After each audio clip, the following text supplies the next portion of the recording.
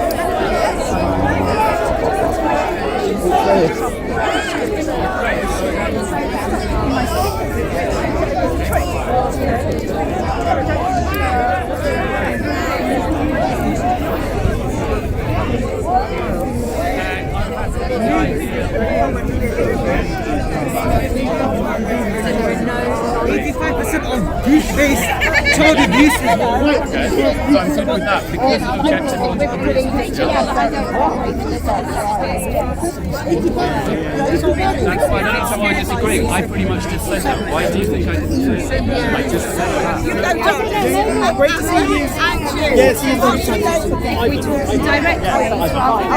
I'm saying I don't think gender is a valid term. To me, that's a Okay, direct fine, statement. great. Okay? Okay, let me refine that. I think gender is an attempt to express individuality and not get locked into a box. But it hasn't got an objective basis. Yeah, as sex does, and it shouldn't be confused with sex. Right, The two things. So we agree on that as well. Yeah. And I'm giving the logical grounding for What that. is the point of disagreement? Clearly there's Well, I'm trying to- an angle. What's your angle? Maybe I'm not as hostile as you may think. Whenever I debate with anyone, I try and But we find. can't have a debate if we both agree. So I what's know, the point of disagreement? I know we're going to get that. I find that when you reach the point of disagreement, you get a more constructive conversation. If you quickly worked out what you agree on, so we agree on those points already, yes? Gender, not really a particularly valid term, shouldn't be confused with sex. Well, I think gender doesn't exist. So it's not quite exactly the same, but yeah, I don't think it exists. And you're saying it's not particularly valid, but you're still I'm saying talking it's about got it. no objective basis. Okay, It's fine. purely, Yep. it seems to me, it's an expression of personal preference and Yep. autonomy. You're free to, express what you want, think what you want, but don't claim I've got to put it on a passport. That's stupid. Yeah? Okay, yeah. So we're on the same page. Right. And I think human nature may well be some of it hardwired in our DNA. Is that reasonable? Well, I think people are not blank slates. Yeah. Yeah, right. So we agree they're not blank slates. So far on the same page. Now's where we may reach a point of disagreement. Now, because I believe all those things and you do as well, and because I want to try and be Christian, charitable, and know my limitations and have a bit of humility, when I look at the world, I can't help but notice that nature throws up very extreme examples of human embodiment. For example, Can I just rush you on? Because I realise fine. you have a certain style of debate, Okay, but I'll it's not move really, on. it's making me frustrated. Okay. So can you just, with respect, get to the point? With respect, I'm not sure that your frustration is totally appropriate. I think practical examples of extreme physical embodiments, of natural embodiments, which people didn't choose, hermaphrodites, and Siamese twins. Okay, I believe these are. We can agree. There genuinely are physical hermaphrodites and physical. All right, let's just say yes. Siamese Okay, twins, good. he said. So when I look at them and I go, I can't avoid the Well, he fact said they Siamese exist. twins. I don't know what he's talking about. Yeah, it seems to me that those people are even more extreme biological distortions from the norm than somebody who maybe is under the impression they've been born in the wrong body. I already look at a hermaphrodite or Siamese twins. I just asked, right, Wait, I don't know. I'm almost there. Yeah, but just, you're going to have to hurry up. Okay, my punchline is, when I look at hermaphrodite or Siamese twins, I go, yeah, you've been born in the wrong body. That's how I feel for those people. I go, clearly nature has dealt you a bad hand. Yeah. Now, if that's true for people at that extreme, I'm not sure I can discount the possibility that people who come up and go, I really feel I've been born in the wrong body, at some deep chromosome DNA level I don't understand, I'm not sure I can discount the possibility. That doesn't Well, mean... you might not be able to, but I can. Okay, I know you've made that choice, but now I'm analysing how objective and fair-minded that choice may be. And I'm Well, it's fair-minded because it's absolutely ridiculous to say that someone born with a penis is born in the wrong body and should have a vagina. But some That people- doesn't make any sense whatsoever. But- And the existence of somebody born with one leg doesn't mean that they should have been born with two legs. Ideally, right? we can agree you should be born with two legs. The ideal, no question, is to be born with two legs. Nonetheless, nature seems a bit cruel, and it seems to produce people who get born with penises and vaginas. Doesn't happen. Then you're There all are fact some checking. It people does born with happen. two heads. They're called hermaphrodites. They're a biological fact. It's extraordinarily hang on. rare. Hang on. It's extraordinarily Okay, rare. she's acknowledging it's rare, so you're wrong. Okay, they do. No, There are it people doesn't with two matter. heads. It doesn't matter if it's rare. Right, but often what you would describe is it doesn't actually have a fully developed penis and a fully developed Right, for vagina. sure, but they are an aberration, a mutation. Yeah, but what has that got to do with That's a disorder of sexual who is development. born in a perfectly healthy, physically healthy body, saying that they think they're born in the wrong body?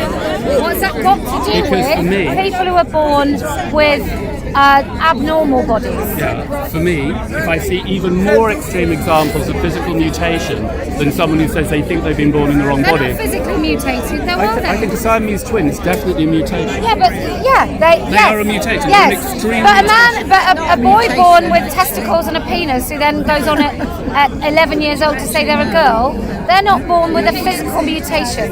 Yeah, but if we've already agreed that part of human nature is a priori in the DNA, and I'm not privy to all of the complexities of DNA, and nor are you, and nor is science, I can't, if I'm trying to be charitable, which is what I'm Okay, trying to let's be charitable and Let's say be that that's charitable. true. Let's say Right, thank you, I'm thank going to go on with your argument, Thank right? you. I totally think you're wrong, Okay. but I'm going to pretend for 5 minutes that you're right. Thank you very much, I Right? appreciate it. What difference does that make to my rights as a woman to use a female-only space? It doesn't, because I've already agreed with you they shouldn't be allowed in there. So I'm not trying to twist. So we're just talking about a theoretical thing about how I might feel about a theoretical person. It's not just theoretical, it's about how we treat each other. I'm going, they shouldn't be allowed in toilets. I don't believe gender is right. I can rationalise that based on DNA, What should etc. they be allowed to do then? I think they should. I think a lot of them have probably got psychological problems. Yeah, but what should they be allowed to do? You're talking about what they should be Okay, allowed it to do. disappeared. Doesn't mean it's me. Where we understand that maybe some of them, not all of them, because there's clearly a lot of craziness, but some of them may legitimately have landed with a And how will that DNA impact me at all? in terms of just being a decent, fair-minded human being, to be sensitive to that possibility. When do I have to be sensitive to that? Okay, if rallies like this come out, which seem to be telegraphing a very clear message, that if you think you've landed in the wrong body, you are wrong, you are lying, and you are crazy.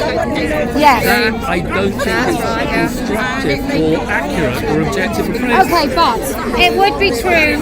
It would be true for the majority of men who wear women's clothes are raging perverts. I'm not sure I'll go that far. Well, you might not, but I do. That's exactly where I am. Which is why then it seems we jump the shark from the objective things we can agree about, not the same changing rules, gender is silly, biological objectivity. I'm saying you don't understand the nature of fetish, probably, and you don't really understand its beast, of which you speak. I am acknowledging that I already think there's a lot of mental health problems within transgender. Fetish. Believe me, mental health problems. They're not Do you all agree that many of them have a fetish and get euphoria boners by wearing women's clothes? If you want to call it a fetish, yeah, fine. I agree. Right, there you go then. So which one's a which? I don't know, which is why I have to be charitable enough, I think, to Well, go. I don't. Okay, there Because now. that's my rights, my spaces, my safety. I don't need to be charitable at all. Okay, fine. Okay, but now it's kind of clearer maybe to your views as well where we stand in terms of trying No, to be my charitable. views are absolutely bang on clear Okay. of how hardline I am on this stuff. I don't need a conversation in order to clarify. People know that I'm very firm on my views about men and women's faces, and I I've do already think the agreed with majority it. of I've them, already agreed with the it. majority of them are perverts who enjoy invading women's boundaries. And I've already It's all agreed- about I've transgressing. already agreed that are on the record they shouldn't be allowed in those spaces. No question, according to my logic and yours. I'm just trying to cut some slack to the maybe 20%.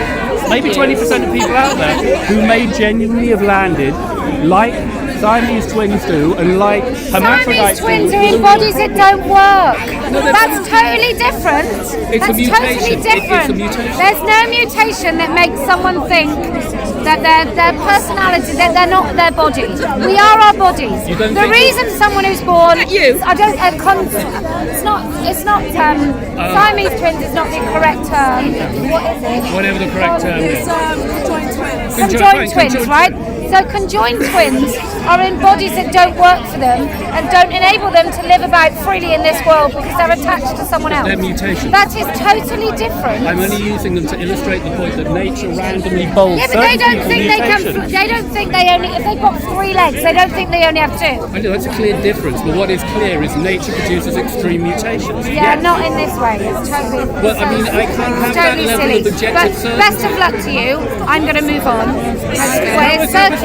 Thank you. That was a bit better than the last one. So we Well, agree on the good. basis. Yeah, well, thank you so much. Can I ask you something about? Can I ask you something? Yes. So, as I understand it, I mean, I came here and defended your actions here at Speaker's Corner about 2 years ago, something like that. I'm fully behind the arguments you're making on a number of themes. But as far as I understand, you're taking quite a strong position supporting Israel. Is that right? Strong position supporting Israel. Israel Well, in actually, its- it's not my war, but if you have to pick a side, I'd pick Israel. Why is that then? Because I fundamentally think that Israel has the right to exist.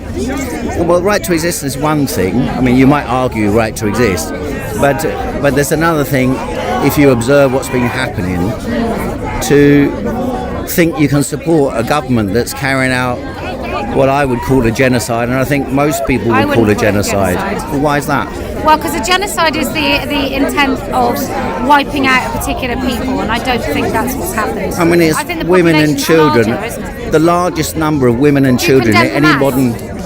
Do you think Hamas is probably the worst thing ever to happen to Palestine? No, I think they're a product Not- of the not all the circumstances tunnels. created Not by the Israel. billions of, not the billions of dollars that have gone in. Not the billions of dollars that have gone in to that government, and they've used it to build tunnels. First, as you know, they were elected government. Yeah, exactly. Second Well, thing, that's why I don't second thing, support Palestine. Second thing is, 'Cause they elected as terrorists. I'm sure you know, the Israeli government supported Hamas because they were an instrument in order to prevent.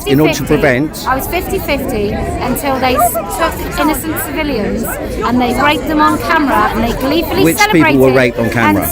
Which people were raped on camera? Well, people have seen footage. No, I there's haven't no- seen there's the no- footage. no such Oh, I evidence. just I mean- killed babies then. Maybe they didn't rape. Well, they're obviously great there weren't any people, babies 'cause killed they didn't either. rape, There weren't any they didn't babies killed. torture There weren't children, any. I mean, they didn't take children. They didn't I torture accept that children. you talk here a lot of factual Gleeful. sense. They were spitting on those girls in the street. Well, you said rape.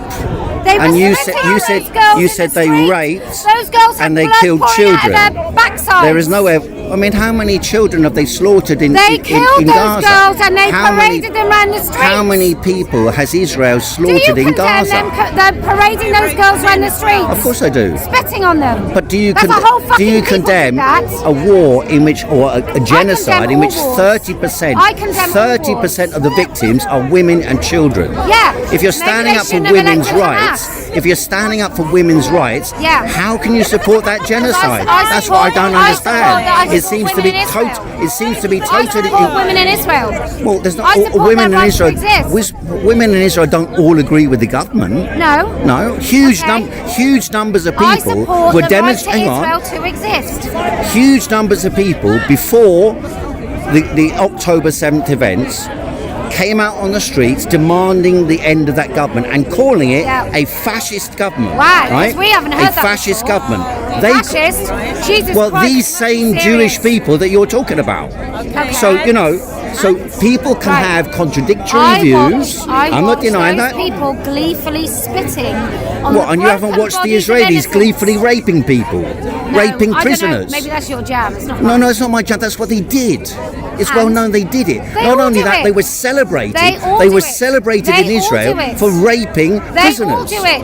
What do you mean I they all haven't do seen, it? I haven't. So now you're saying both sides are doing it. And if you're Yeah. saying both sides are doing Yeah. it, then I want you to assess One prisoner. prisoners, One plural. prisoner. But Okay, how many babies then? Earlier on, we heard babies were killed on October the 7th. It's not true. One child was killed. One child was killed. No one knew who they were killed by. They took those 2 little ginger kids. They took kids hostage. And then You're right. they They did take kids hostage. Bodies How many as a place to children celebrate. are imprisoned in Israel without trial? don't know what How they many done. Palestinians? What did they do? Thousands of What did they do? Palestinians arrested and imprisoned And why? without trial. Why? They are hostages of Israel. Are they terrorists? Why can't you see that? Will imprison Israel them. says anyone who they choose to is terrorist. Did they put They're them in effectively tunnels? saying, and you're saying Did the they put same them in thing. tunnels and torture them? The tunnels were built with money, partly with money, financed by the Israeli government. built them? By the and many of the people killed on October the 7th. They didn't have to build tunnels without money. Who built them? Of course they build tunnels because they know they're going to be attacked by psychopaths in Israel. Why won't Egypt take them? Why don't Egypt and I'm not Jordan responsible for Israel. Why won't they? I'm not responsible for Why Israel. won't- I can't no, speak for Israel. Not Israel. Why Sorry, don't- Egypt. Why don't Egypt, and because Jordan Egypt and all is in the other pay Arab- of the you can't Israelis hear. and Americans.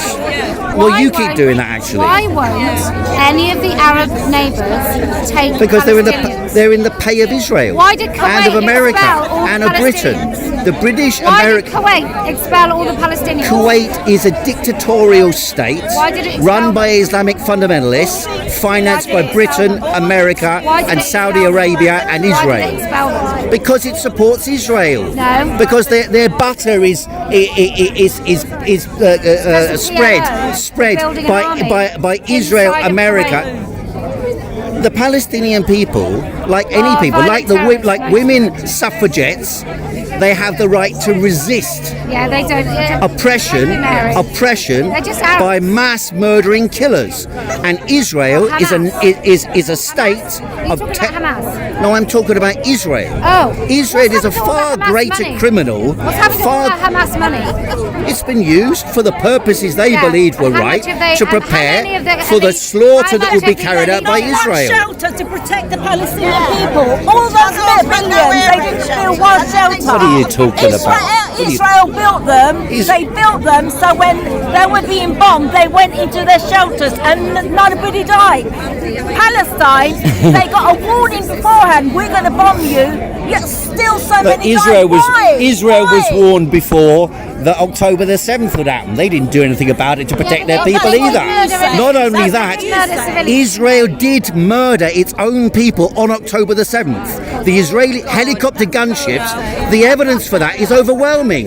There are piles of burnt up vehicles. Viva Israel! There are That's all I piles. say. Well, here you go. Viva You see, Israel. so it's completely I love Israel. It's completely I like contradictory. It even more now. It's completely. I like it more now. I talk They to you. blew up and killed. There's something called the Hannibal Directive. I mean, look, you're a person who defends factual Love analysis, Israel. and Love yet it. on this subject, you seem to abandon factual analysis. Do you hate Jews? I've got nothing against Jews. What are you talking about? Many people, many Jewish people, Oh, well, then you should go back. many Israel. I mean, just check. Anyone watching this video, you check. Hannibal Directive. Did Israel use the Hannibal Directive on October the 7th to kill its own people? It did. I know you aren't able to discuss this. Okay, you got your subject. Not everyone knows about many broad subjects. Sorry, it's got nothing to do with the existence of Israel. Although the best guarantee for the abolition of Israel is to support what they've been doing, the barbarity they've carried out, and the terrorism they've carried out. Support Hamas.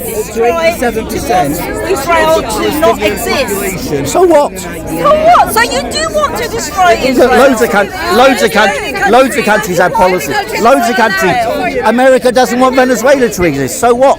You know. Of course it's true. Of course it's true. Living in Israel. What's that? Why are there 2 million Arabs living in Israel? Because Israel conquered the area and allowed a certain amount to live there. That's there's why. only 10 million. Israel conquered the area, allowed a certain amount to live there. Yeah. You defend women's rights. You defend women in Palestine as well. Just because they don't have the same religion as you doesn't mean they're not women. Because they're children. That's what they do. Oh right. So you used to slaughter them, is it? Slaughter them, is it? Blow them up. Blow them up. Leave their place like the Holocaust. That's what you should do, is it? Some defenders of rights you are. Some defenders of rights you are. You're not defending rights. You're not defending rights. No, you're not. Hamas didn't protect their own women and children. They didn't, did they? Hamas tried to defend. protect his children. They did. They did. The Israelis have been slaughtering them on screen, on television. And if you haven't seen it, you're bloody well blind. You're blind. Hamas was originally receiving funds from Israel. Yes, from Israel. Yes, but Israel is the main terrorist. Hamas was elected by the people, and they try within their parameters to defend their people.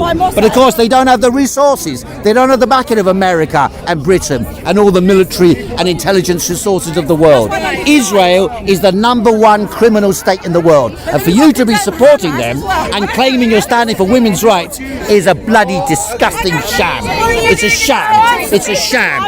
It's a sham. So how can you say you defend women's rights? You don't defend when they're slaughtered. When they're slaughtered. I speak English. The refugees that have come from this country. And? I taught them to speak English. I love them, and they love me. And I treat them all as equal. At the end of the day, we don't know the truth of what's on the news. Oh, come I don't on. trust the news. Well, nor do I, but you've got to look behind the surface. Yes, and anyone who looks behind the surface what's going on in Palestine can see. It's a mass concerned. genocide against the people. Yes, there's a with women and genocide. children at the forefront. Yes, that's right, but I don't take sides because I live in England. All those women and No, children. but I'm saying she's taken sides, and so are the rest of No, I them. don't You might not be, take but they all are. Listen, I live in England, and I believe that my flag is the English flag. I don't know the truth about What Israel flag? and Palestine because it's only what What goes is a on the flag? news. What is a flag? Come It on. just represents where you live. But one thing I do get upset about is when I go to a country, I respect them and I respect their flag. And when I teach other languages, I respect them. What do you but I mean you don't want to respect be the called. flag? What do you I don't mean? want to be called any names when I fly the flag of my own Surely, and country. you said it yourself, surely the key question is about human beings. It's not about a flag. It's not about a flag, right? No, but this is my country, And? I do feel that I'm charitable towards who I want to You what? be. I don't need to tell people who I give money to. If I support Palestine, Israel, wherever, I don't support countries. I support people, and I support genocide. But you're saying I you support the flag, and then you're saying don't support countries. No, I you fly support my own people. flag because it's where I live. But Just like a you number could on my move. door. Have you where not I got any live is friends where I or live. relatives who've gone That's my abroad? home. My kids live there. Well, that's My not a family, flag. That's a and local area. Yes, That's not a this is my flag. This is my local area, and my local area says that I am kind to who I want to be kind to, but I don't get told what to do by other people. I'm sorry, I don't see the connection between that and the flag. We hear things through the BBC which I don't totally agree with, because I think there's an agenda behind every single TV and radio station. They're all on the side of someone. So all I do is I yes, listen that's to fine. people that I meet, and I taught refugees, and I listen to their stories, and I love them. And some of them have fled really horrible situations in their country, and they've told me the truth about the way women are treated abroad, like in Afghanistan, the way that they are treated. Why are they treated like that? Why are they? Because Britain and America financed jihadists like Bin Laden and the Taliban. They were armed and financed by Britain and America. Well, whatever happened. Bin Laden was in the today- caves in Tora Bora, financed by the CIA. I don't know all of the truth, but I do know that people are suffering. Afghanistan used to be a secular country. Right. They used to go out disco dancing in the 1970s in Kabul. So the British Prime Minister, you're saying, went over there and told women to start wearing burqas. Which British Prime Minister? The British Prime Ministers, told them to go. Margaret Thatcher and previous Prime Ministers financed the Taliban and Bin Laden to overthrow the government that was secular and that didn't compel women to wear burqas. They financed and armed them to overthrow the We government. need to go. Okay, see you another time, Nice yeah? to talk to You you, too, yeah. but on the ground, I would always support the women. But that's what I'm saying about Palestine. That's why I'm so surprised at what Rosa Parker is saying. Because she supported the slaughter of women and children. They must have been like when you had all Well, but if you pay taxes, you're paying for it. when it was stories of goblins and trolls.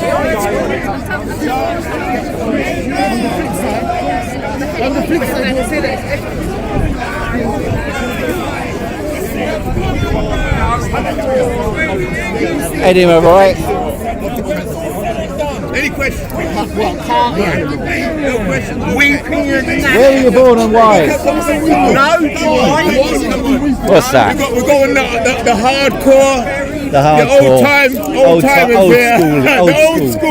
Old school speakers corner. And I heard him there. I think you were speaking to the ladies over there who were supporting Israel. And there was some confusion about how can they be supporting Israel and yet to be claiming supporting human rights or something women's like that. rights, women and children's rights. It's ridiculous. As I say, I know a lot of people now watching because the Street Might's got a sort of fan base which are supporters of Tommy Robinson. Right. Tommy immediately went to Israel, financed by the Israelis. Oh. And in fact, when he was in Israel, they were sort of like putting him down.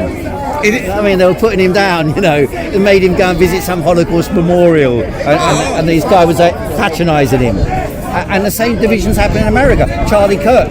People complain about Charlie Kirk, what happened to him, but a lot of people think he was killed, possibly by some Israeli agent. Yeah, possibly, yeah. So there's a division there as well. Some people don't like the fact that Zionists have so much influence, Some people don't Somebody like else is saying Tucker that. Carlson, who's that one, Candace Owens. A lot of them are saying that, maybe he was killed by Israel. But earlier on, I heard today that there's two camps of Zionists that are clashing with each other. Did you hear that? There's more than two. I'm sure there's more than two. Anyway, see you later. Okay.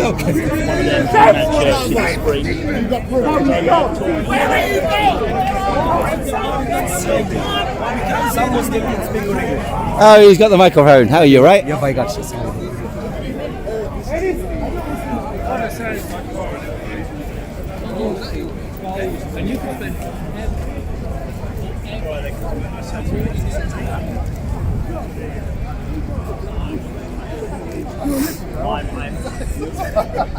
The definition of a liberal to you. How are you, my friend, all right? How are you keeping? I see you got a fuzzy thing on your eye. Oh, it's coming up a lot better. So we're having a good chat here. Good. We've been having we've got our Russian friend here. We've got this lady who's interested. Здравствуйте, товарищ. And we've been talking about he's a cultural Marxist. I'm a what? I'm not a from the cultural left, Marxist. right? And I'm from the right, and he knows I'm ex-BNP, right?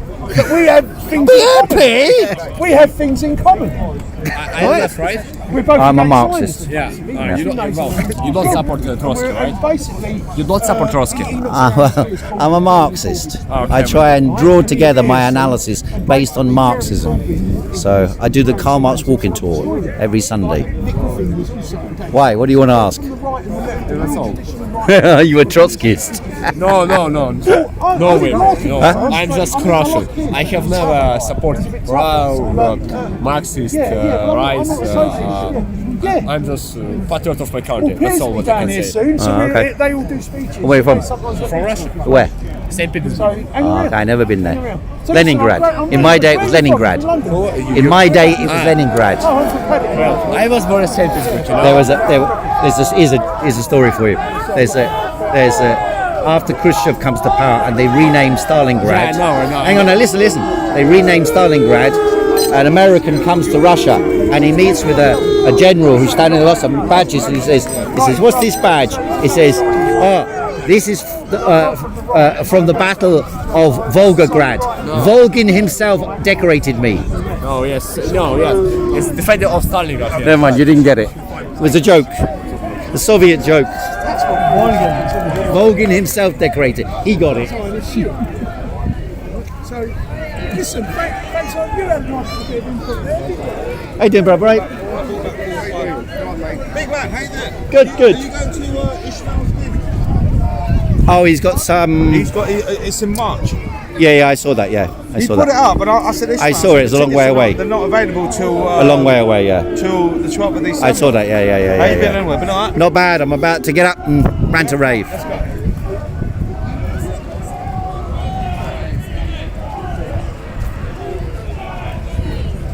I'm not sure if it got black. How you doing? All right. So what's the story with you? Oh look, someone was talking about them a little bit earlier on today to me. Apparently, in Yugoslavia, former Yugoslavia, when people come to London from former Yugoslavia, they want to go, at least Serbia way, Belgrade. They want to go to Peckham because Peckham to them is represents Only Fools and Horses, and Only Fools and Horses is like life in Serbia since 1989. Anyway, how are you? not too bad. Just see what's happening today. You're looking very bright and yellow today. Yeah. All right, see you in a bit. Have a Yeah. nice day. Yeah, I don't know if a Posey Parker bit got blacked out. I hope not. But there are other people who were broadcasting that, so maybe we can see that a bit later on theirs, if that's the case.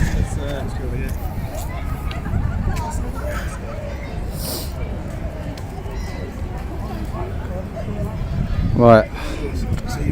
Yeah, I'm ready. Is this live? It is live. Have we got any battery left? Yeah, it's enough.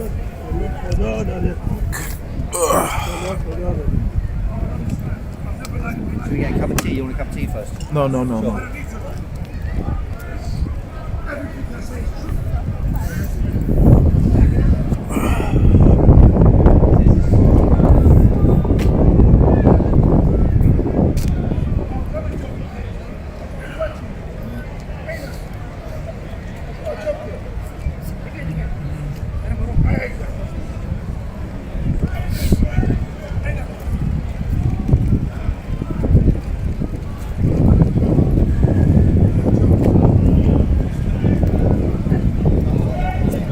Sun's going down rapidly. It is, and the actual. Move on the corner over there. Move on the corner over there. You pick your spot because you're the one that's gonna.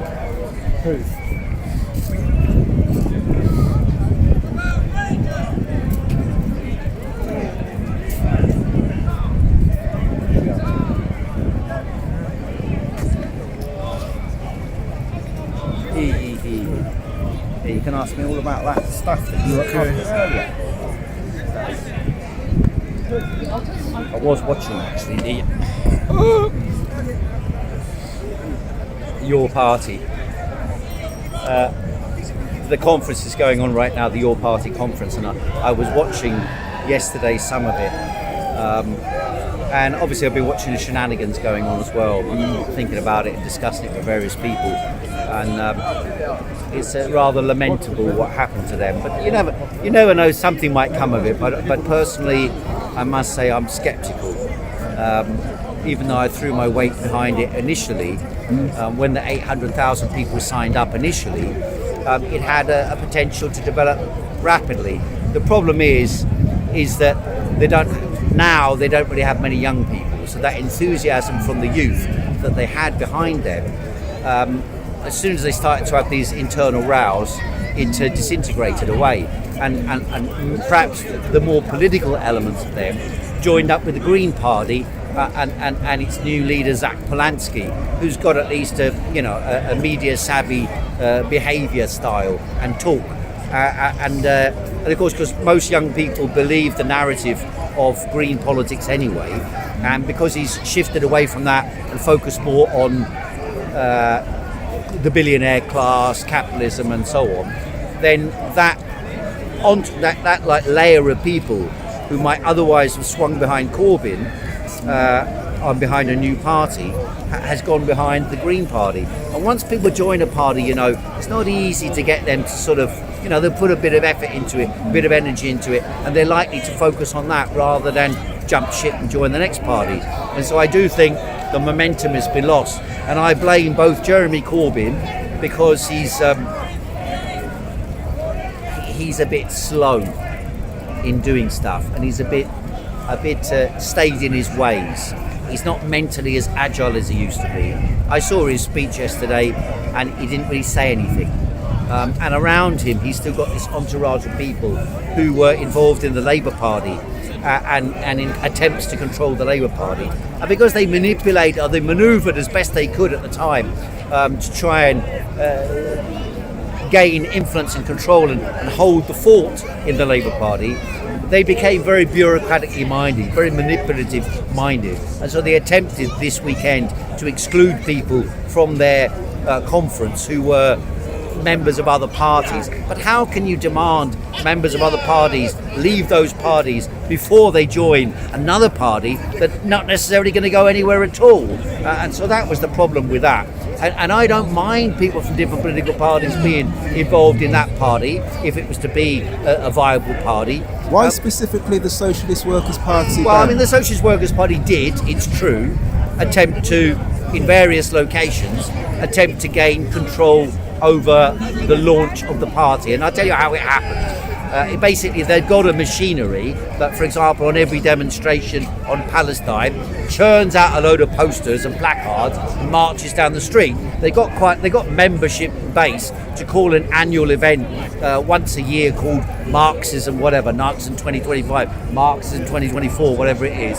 They have some machinery, some apparatus capable of mobilising people. And so what they did was, nothing flawed with the fact that they did it, was they latched themselves onto Zara Sultana and pushed their agenda at meetings where she attended. So there was an initial impetus that brought people to the meetings. I went to one some time ago in Brixton where they did these things, and there were about 1,000 people at the meeting.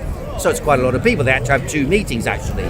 Then they moved from one meeting to another, and there was Zara Sultana and a load of speakers from the Socialist Workers' Party. And not that they were bad speakers, but really the idea originally was it was supposed to be a party from below, controlled from below. So then they opened this website where all the members are joined up on, and on the website it said, list your events. So I thought, that's great. It means I can list Speakers Corner events. We could have people gather here and talk to them. We could get them involved. I could list my walking tour. You know, everyone could communicate with everyone, and you'd create a certain network of support.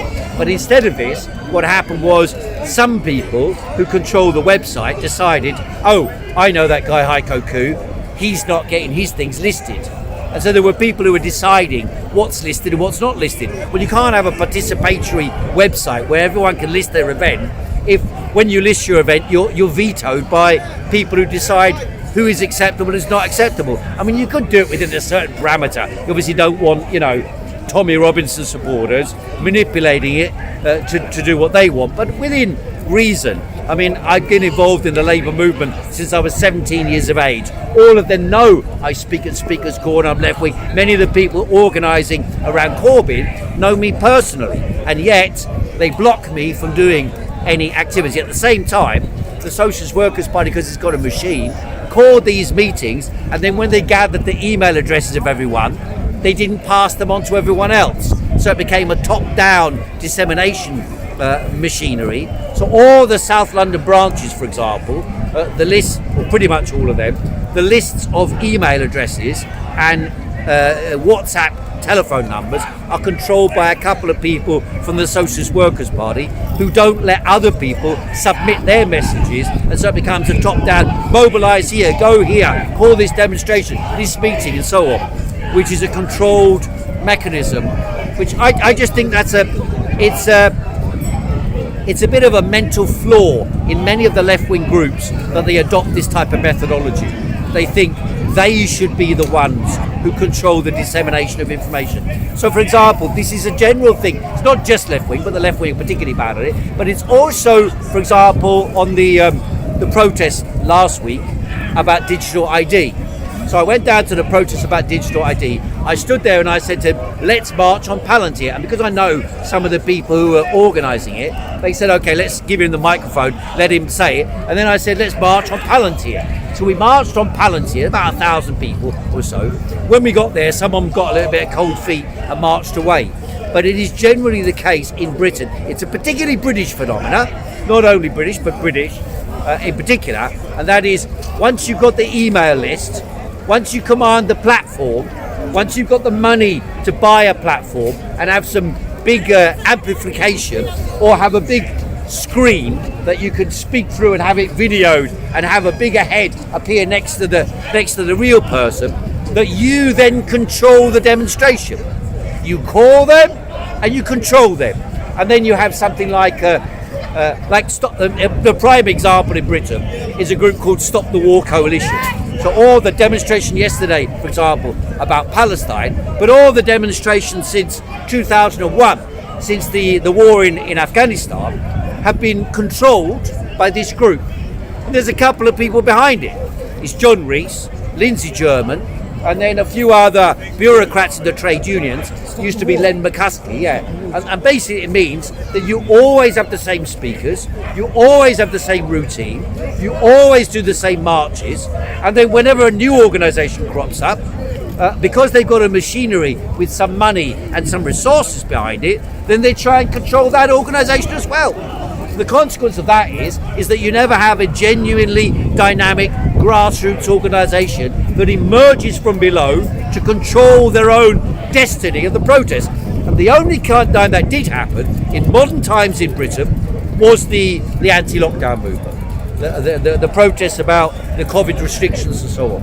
That was genuinely a grassroots movement, and to be fair, it's one of the strengths of Piers Corbyn that although he doesn't have a large organisation behind him, he does promote that type of free-flowing mass unrest where it's possible. And there were other people involved in that who did the same thing, and then some of them, again, they got a certain boost to their ego because they managed to get resources to create a big platform with a screen, with an amplification, and then they believed it's their movement. So they begin to get a proprietary relationship to the movement itself. Now, one of them, I've got nothing against her, but one of them who leads these protests nowadays, in other words, she's got access to money to get a platform, to put a screen up, to be able to say who will speak and who will not speak. The consequence of that is that one person gets control over the movement, or it appears that way, because one person says, "You can speak, Martin." Thank you. About time. I've been waiting for so long. I forgot your name. Jamie. And you can speak, Jamie, but no one else can speak. And that's the way in which these protests are organised. As I said, the anti-COVID restriction protests became like that. Now, it didn't mean that they were all bad speakers, but it meant that it becomes a leader-led game. You've got 10 people. Put on Andrew Bridget.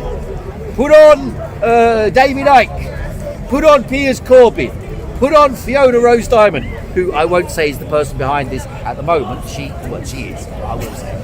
And put on a couple of other people, and that's it. So it's a show that gets put on. I mean, I'm not complaining against the individual.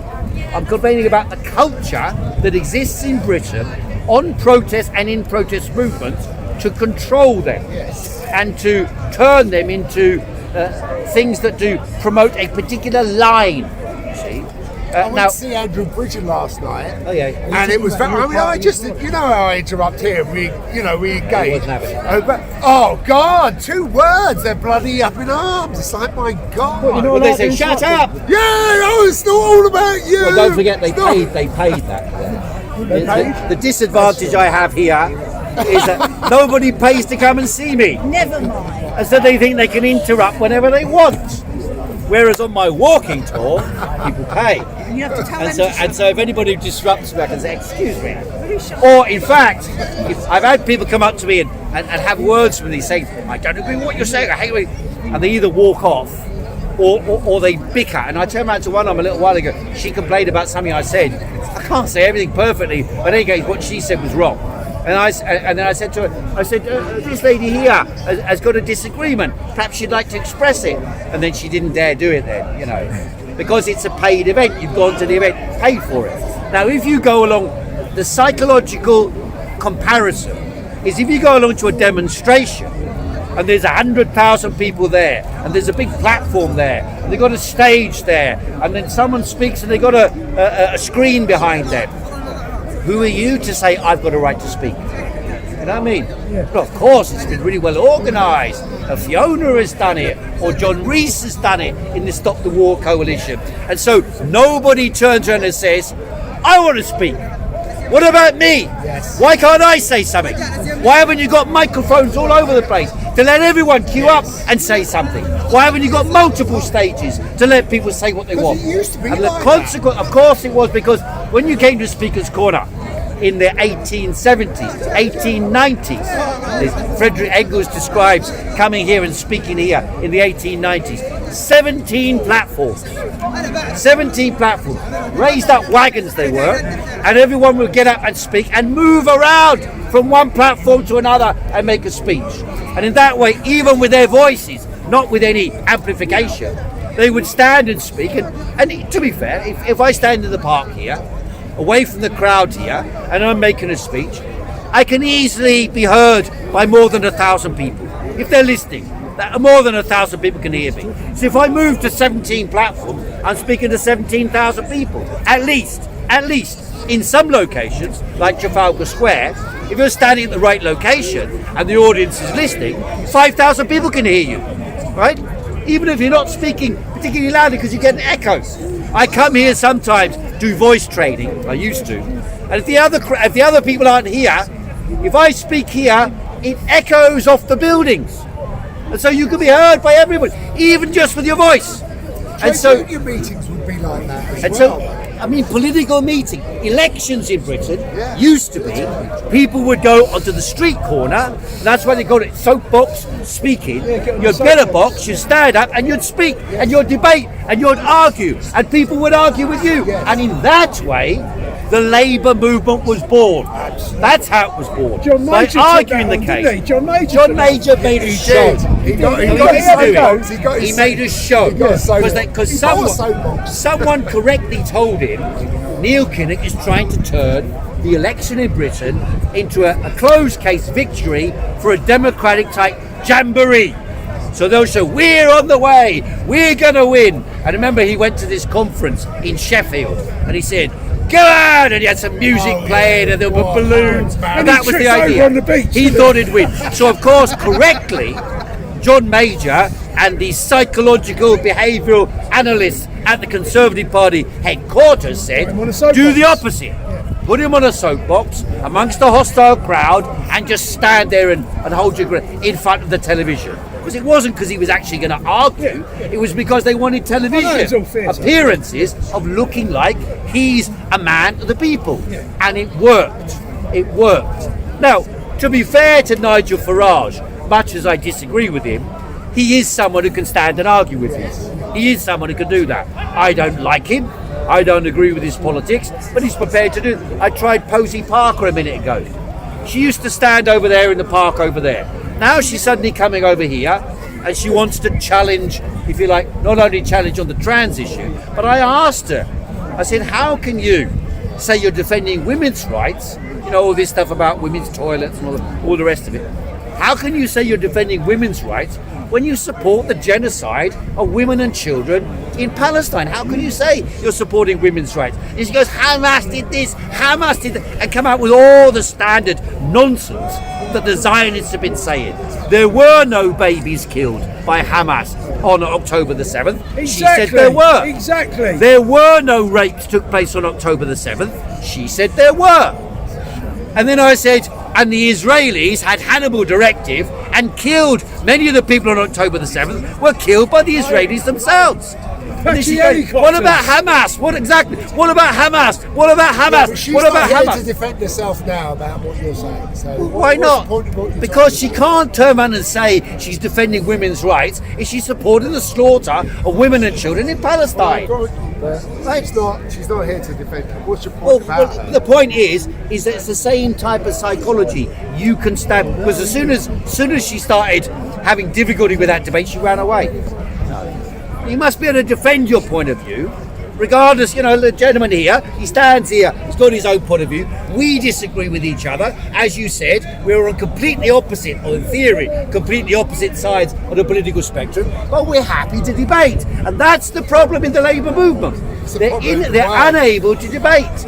It's a larger problem. And to be honest with you, yes, when people ask me over the last weeks, what the hell is going on with this group called Your Party? I say, well, to be honest with you, if you're unable to face the problems you've had in the past, then it's very difficult to overcome them in the future. And so because none of them came to terms with the idiocy of what they supported during the lockdowns, during COVID and so on, None of them have ever turned around and said, I was wrong. I did that. Andrew Bridgen did that. That's why Andrew Bridgen's got support. He supported the vaccinations. He took the vaccinations, but he changed his mind. He changed his mind on that. Now, Tommy Robinson's another one. You see, He goes to Tommy Robinson rallies, Okay, lots of people do. Yeah. The Tommy Robinson rally, the really big one.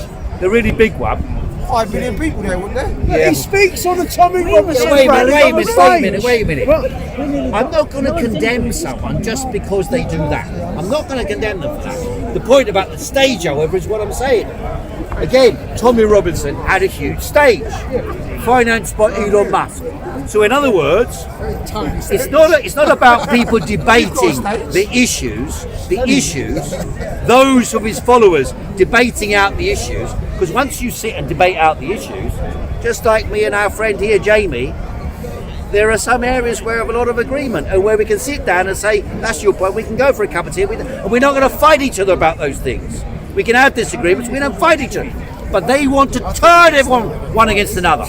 A polarised conflict in which you turn, in particular, the working classes against the working classes. Never go into business with a partner. Corbyn should have gone on by himself. Well, the problem is Corbyn is, the fact is, I don't like to say it, but it's true, Corbyn is useless. He's useless. He's got no political spine. He's got no political. Jeremy Corbyn he's got no exactly the correct word. He's got no bollocks. Jeremy Corbyn has got no spine, no energy, no determination, and no ideological clarity. And therefore he talks wishy-washy phrases of nonsense. And then behind the scenes, there's a layer of bureaucrats who were involved at the beginning of the Labour Party victory for Jeremy Corbyn. I know them because I was involved myself, and they are useless, bureaucratic fools, all of whom supported the lockdowns, the jabs, and the rest of it. The consequence of that is the one issue on which we could unify the working classes in Britain at the moment is a digital ID. And yet these fools, although they say they're opposed to digital ID, they will not mobilise their supporters to demonstrate about it. And luckily for us, by the way, neither will Nigel Farage nor Tommy Robinson. Too scared to mobilise the people on that. Because on that, 95 or 70% of the population are in agreement, and it will be amongst the different racial groups and different religious groups who will come together on that issue, as well as core. The working classes would be the majority of such a protest, but they of course don't want to mobilise on that basis. But why then would the Conservatives and the elite spend so much time, especially from 2015, trying to make sure that Corbyn didn't get the power if he was so incompetent? He was a threat then. He was a threat. The issue was not about Jeremy Corbyn, it was about the potential of the Labour movement to push society to the left and carry out widespread nationalisation. Big business and the Tories feared that there would be widespread expropriation, and that expropriation, even if it starts out with a bank or utilities and postal service, could then move on to take ownership of public ownership of, and that might move on to other issues. And so they feared that would be the case. Now the problem was that when the COVID story started, instead of turning that anger that Corbyn could have mobilised against big pharma and big tech, he went silent and said, "Oh, what we need is a people's vaccine. Vaccinate the world. Help the world with the people's vaccine." He did say that. That he nonsense. Was very quiet. That nonsense. Really But that's what he said. He was on the fence. It was nonsense. It was nonsense. My point The is consequence this, of that is they lost that potential audience, and that audience, by the way, went to what they call the right. That audience went to the so-called right in the United States and so on. Many of whom themselves originally supported all the lockdowns and all the rest of it and changed their minds, like Andrew Bridgen. I take your points. My point is this: if Corbyn had become the Prime Minister, all the events you've seen since 2020, would they have come into play? into fruition as they have now if Corbyn had been the Prime Minister. Let me just say, I always said, so when I was in the Labour Party, I mean, it was a shit show throughout the whole time of those years. But I said, if you think it's bad now, wait. If Corbyn got in, it would have been an absolute chaos. But it would have been chaos where there's still stuff to play for. Things could have moved, things could have happened. The only way that Jeremy Corbyn could have carried out any major changes would be if he would have purged the Labour Party. And that meant compulsory reselection of all MPs. The chance to do that was in 2016 when they him and called for a new leadership election after the Brexit referendum. He could then have called for a new election of all MPs, and then he could have had a layer of people fighting for the programme, a more left-wing socialist programme. That he didn't do. He tried to make a deal with Keir Starmer and co. And Keir Starmer was wise enough. He may be a moron, but he was wise enough to know that if he carries his knife secretly into the meeting, he can wait for the opportunity and stab him in the back. And that's exactly what he did. And he had no compunction whatsoever in expelling Jeremy Corbyn from the Parliamentary Labour Party. That is what Corbyn should have done. Why did Corbyn lose? Because the same forces carrying out the bombing of Palestine had a huge influence inside the Labour Party. And the Zionist forces, the Zionist lobby, controlled the Labour Party machinery and the MPs, most of the MPs, under Jeremy Corbyn's leadership. And they mobilised and tested. Expel Ken Livingstone. I mean, he was the Mayor of London. He was the most popular Labour politician apart from Jeremy Corbyn. So they expelled him. And Jeremy Corbyn sat in there and shut his eyes and said nothing. And once that happened, everyone getting kicked under the bus, well then what was left to defend him? You know, nothing.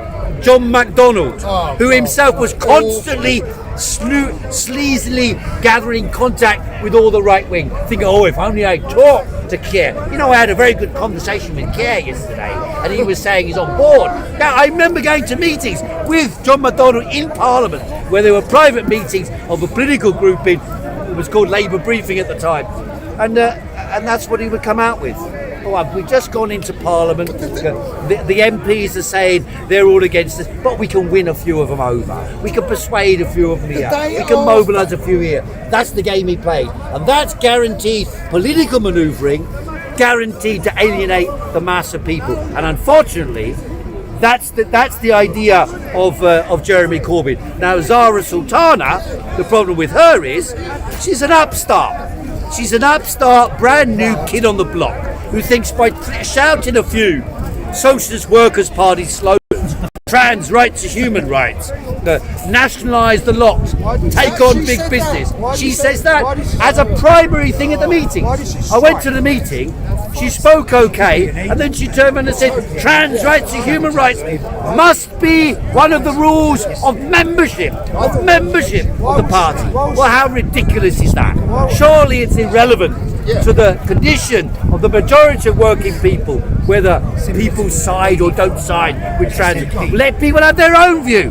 Why do you demand everyone agrees with you? And that, just 1 second. And so because of that, and she's a prima donna. She left the Labour Party only on condition that she become the co-leader. Only on that condition. That's a prima donna. That is the mistake careerist that Corbyn has made by selecting her. He didn't select her. She bumped him into doing it. That's a positive thing. Piers is at the conference. That's a positive thing that she bumped him into doing it. The negative thing is she's got a jumped up vision